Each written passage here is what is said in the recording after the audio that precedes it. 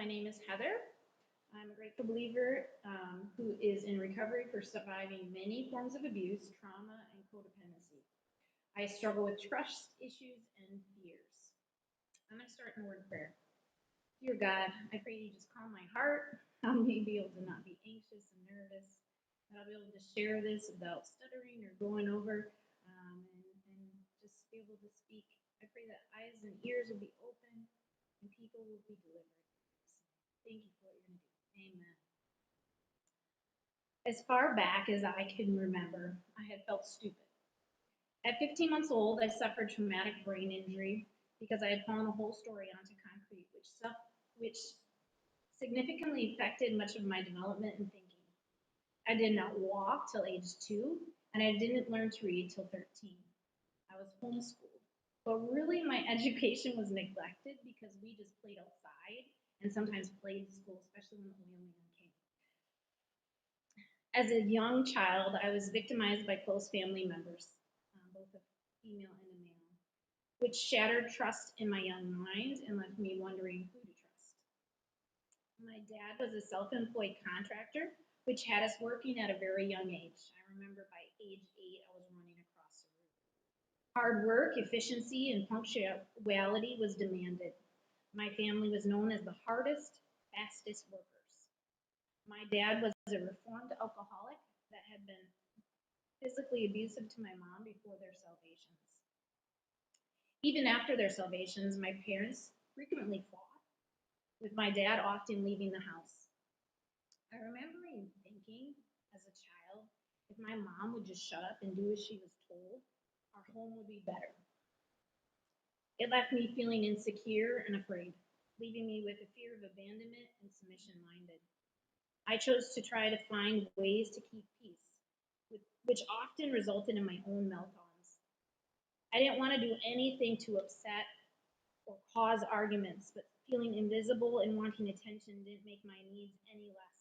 I coped by creating a dream world inside my head to not feel the pain. Back then, I remember thinking, I just need to shut up and do as I'm told. My mom had depression, but it wasn't something our Christian culture talked about. I was 13 when my sister, age 16, was in a car accident with a semi. My sister had fallen asleep running into the back wheel of a semi, which partially severed her wrist, breaking both of her femurs and smashing her face. I know she had 14 surgeries. Early the year before, she had gotten suspended from Christian school for listening to rock music, and the Christian principal said the reason she got into the car accident was due to her rebellion. I came to believe that God punished people with horrible things like car accidents for disobedience. So I became the best obedient rule abider that I could become to gain approval. I didn't want anyone to really see me or know me because I believed the whole car accident was actually my fault because I told my sister I hated her the night before the accident. I bottled that feeling up and I went through the life thinking my whole existence was wrong. I learned to suppress emotions. I actually remember praying that God would take me when I was 13. Just, can I go to heaven? I learned to suppress emotions, but started hyperventilating and fainting when things got overwhelming. I also started using an inhaler during this time as well. In a very Christian culture, I performed as best as I knew how, becoming an editor of my high school yearbook, getting on the honor roll, MVP, in volleyball and choir. I went on missions trips, traveling with my parents while they raised support to go to Romania as missionaries. I considered strongly about becoming a missionary to Mexico and worked 5 weeks at a Christian camp the summer before my senior year. I felt value in performing well. Then I went to Bible college, where I met my future husband, and we married 8 months later. He was finishing college when I became pregnant with our first child. We moved away from college and my family, and we moved to Indiana to learn Turkish because we were going to be missionaries to Turkey. But scratch that, they didn't have Turkish. So instead of Turkey, we ended up moving back to Wisconsin to live with his parents. My first pregnancy kept me very sick, losing weight, and I was put on bed rest at 5 months due to contractions. For a few years, my husband took on a leadership role at his childhood church. During that time, we experienced some challenges in the church we were attending, and we had to leave toxic environment. Changing churches, we moved forward in our faith by visiting an international ministry in Boston, Massachusetts, deciding to start raising support to go to Boston as a missionary. I helped renovate our home and minister in the multicultural neighborhood, loving on my neighbors. The home I brought my kids to was nothing glamorous. The kitchen was moldy, the roof leaked horribly, and a squatter had taken up residence before the move in and would knock on our door. He often, I think, stole things from our property as well. The yard had small shards of glass all over, and on occasion the basement had 18 inches of water in it. I had two small boys. This was not uncommon. I did this more than once. I had two small boys that ended up home renovating as my husband went to work at a local charter school. I had a growing resentfulness that I stuffed down with working hard. So in February in 2009, in these living conditions, my health declined and I had a lung collapse. I couldn't be the perfect wife and mom of our two boys. I had weird health issues, migraines with stroke like symptoms, seizure like muscle spasms. I was continuing to heal until August of 2009 when I collapsed my lung a second time, and this time requiring surgery. The recovery from surgery required my boys to be shipped to the in laws. After 5 weeks of recovery from surgery, I got my boys back and received word that my mom was in the hospital. Within a few days, I flew out to Colorado just in time before they pulled her off life support. My mom had died of an ear infection that went to the brain.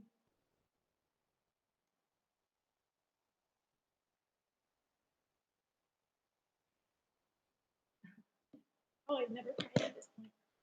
Only 6 weeks after my mom died, I had a miscarried a twin, and this was like from February, and this was into October. Um, Only 6 weeks after my mom died, I had miscarried a twin, and I was 6 weeks pregnant, but there was no heart rate.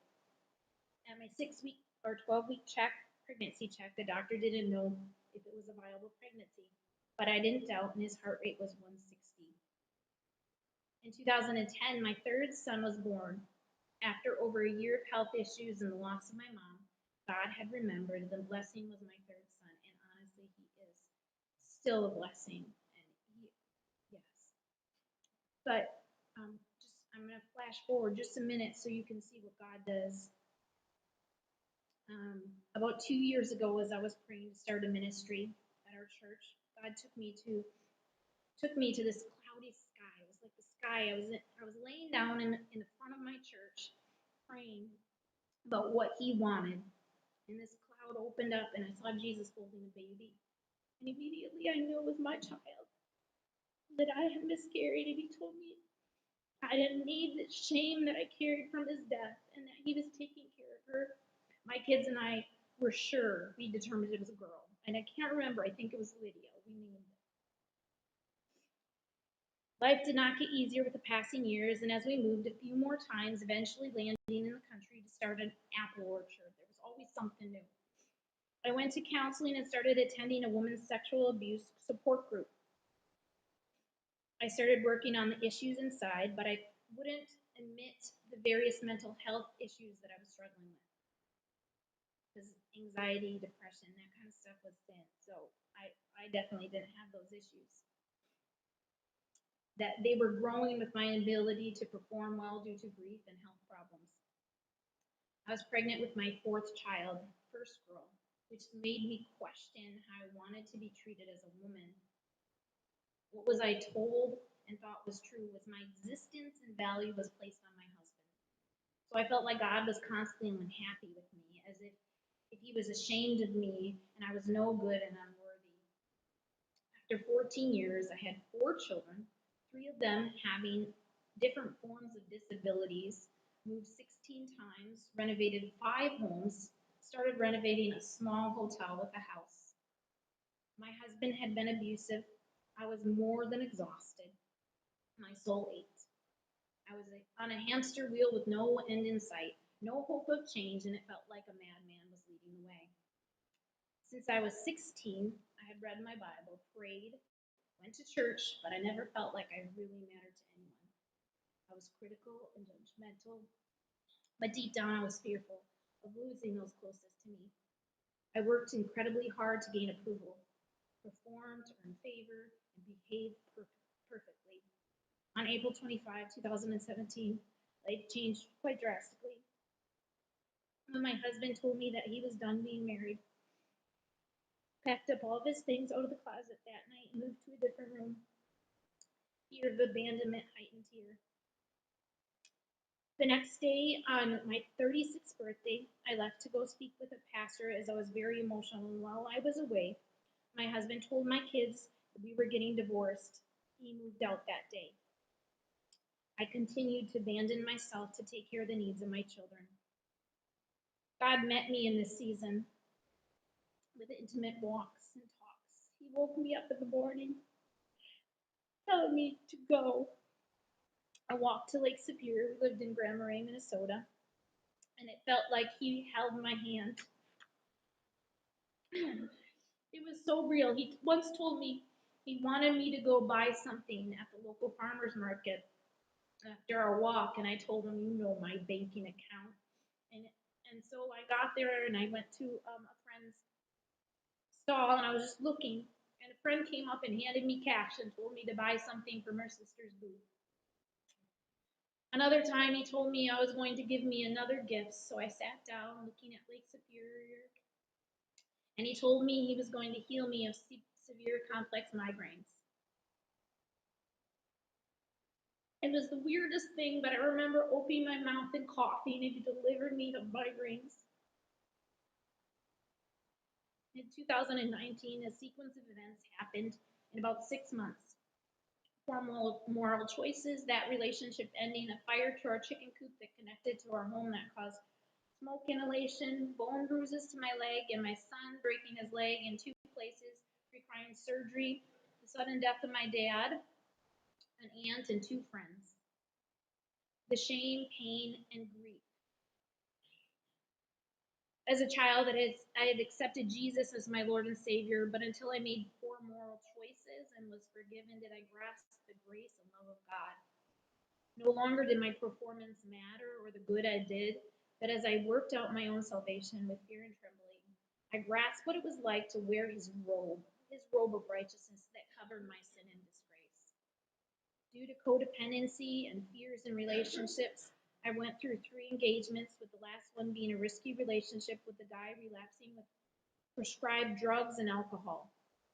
I put my children at risk with my unwillingness to face reality, and for an entire month, my kids and I were left homeless. But in less than a month, God did bring me a home. I think I missed that in the notes here. But my mental health had hit an all-time low. I had known I had issues because I had talked to a therapist, but I did not want the diagnosis because I was concerned for my children in their custody and stuff. So I got therapy and diagnosed with depression, anxiety, and post-traumatic stress disorder. My therapist started EMDR, but quickly realized that I had complex post-traumatic stress disorder. Stopped using EMDR. EMDR caused me to wake up gasping for air from my body, remembering more abuse than my memories. I finally came to the end of myself.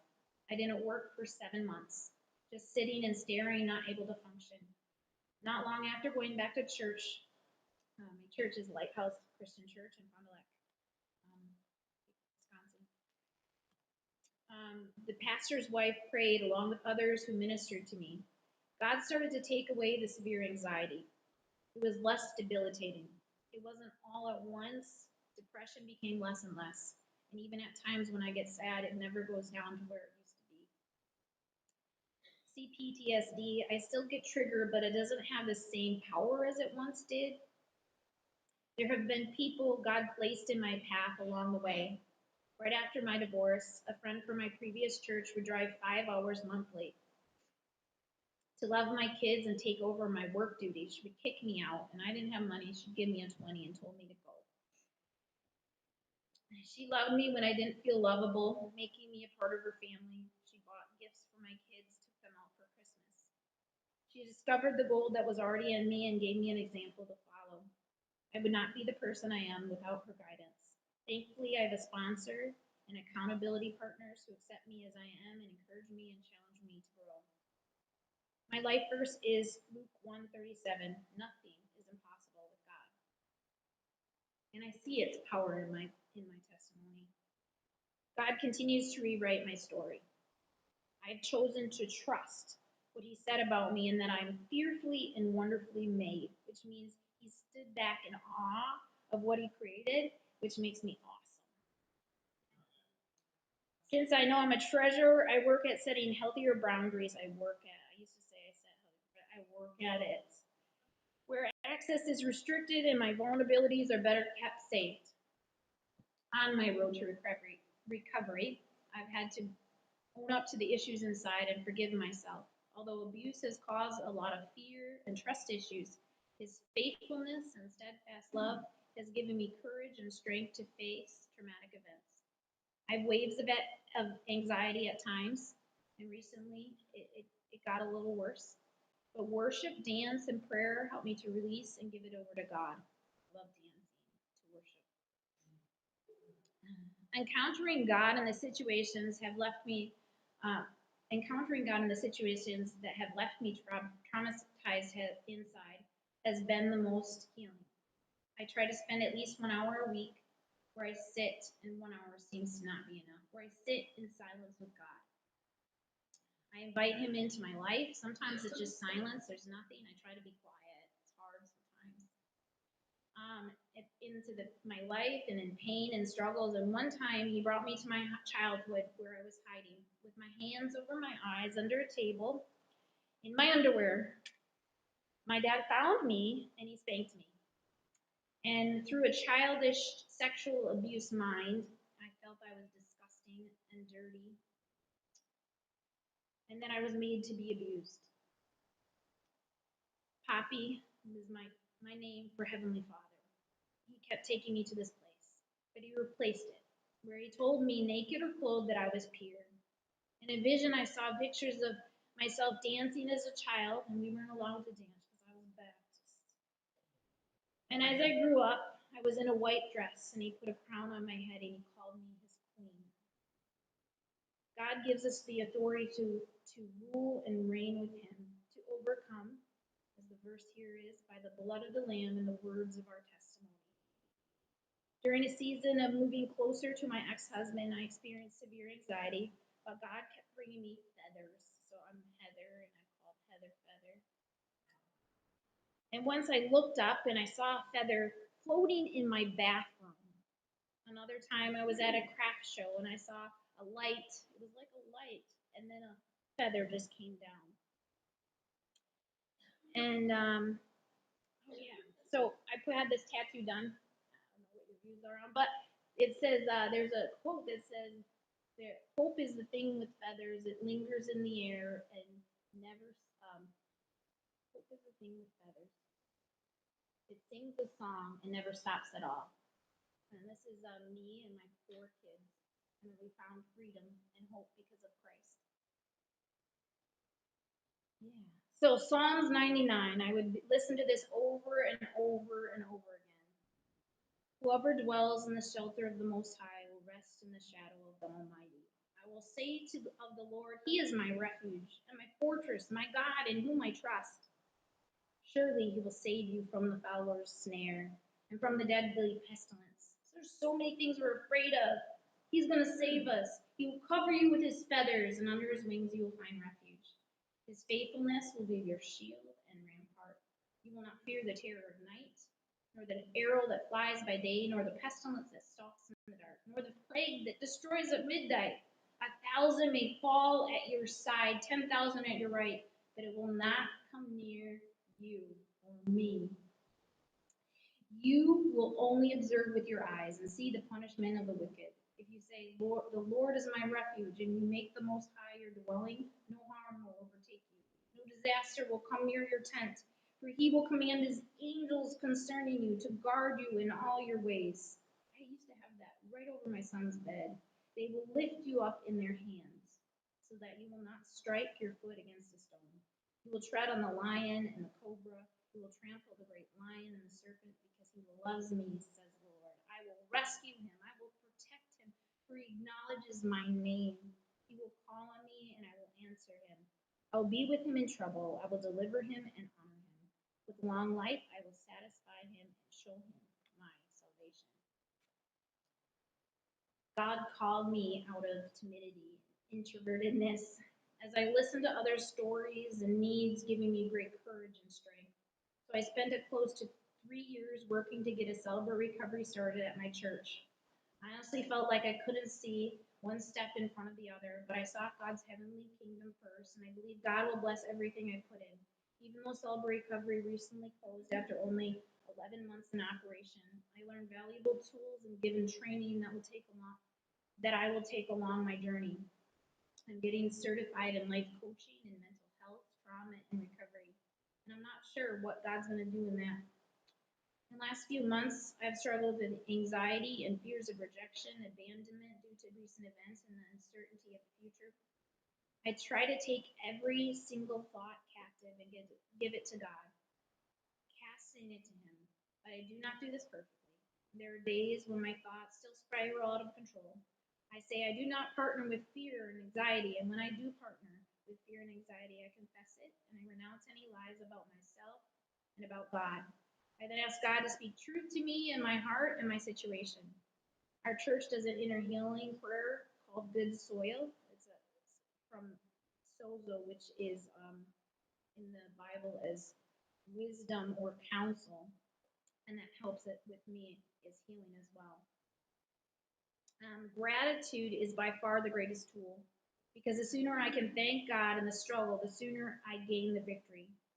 Also, when I lived in Minnesota, Sarah Morrison, an elder from a church there, shared with me that worship is scientifically proven to draw the focus of the brain from the emotional center, the amygdala, to the thinking part, frontal lobe.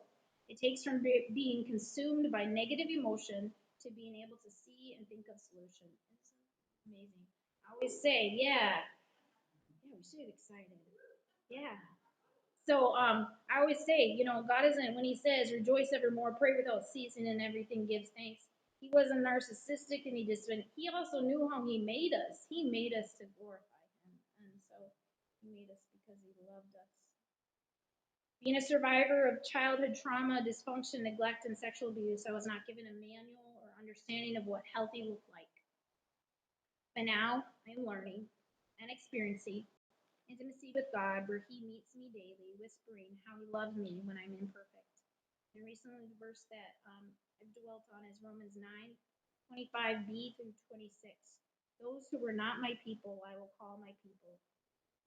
And her who was not beloved, I will call beloved.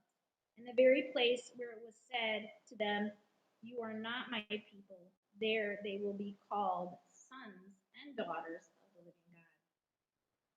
I have come to know God, Jesus, in a deeper way, to see that I'm not now or never have been stupid, like I once believed. He is so good to us, faithful, just, lovely, true. I could go on and about who He is, but right now, personally, I find Him to be my comforter, my encourager, my best friend, my provider, my protector, my strength, and my courage. I'm reminded often that God has good plans even in the hard days, and that He is producing in me something good. There is hope, and there is healing. Thank you for letting me share.